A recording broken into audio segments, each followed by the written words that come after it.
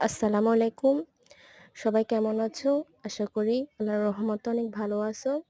আজকে আমি তোমাদেরকে একটা আমার সেলাই করার ভিডিও দিতেছি। এটা একটা কাঁথা সেলাই। আমি সংসারের পাশাপাশি একটু অন্যদের কাঁথাও সেলাই করি। যাতে নিজের সংসারে একটু মানে একটা টাকা হলেও নিজের স্বামীকে একটু সাহায্য করতে পারি, স্বামীর পাশে দাঁড়াতে পারি।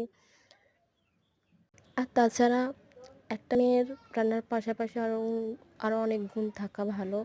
কারণ গুণ অন্য জিনিস যদি আমাদের জানা থাকে তাহলে আমরা ওগুলো করে সংসারে একটু মানে উন্নতি করতে পারি, একটু সাহায্য করতে পারি স্বামীকে। আমার খুব ইচ্ছা আমার নিজে কিছু করব, নিজে করে একটু একটু করে টাকা জমাবো। এজন্য ছোটো কাজ হলেও আমি এগুলো করি।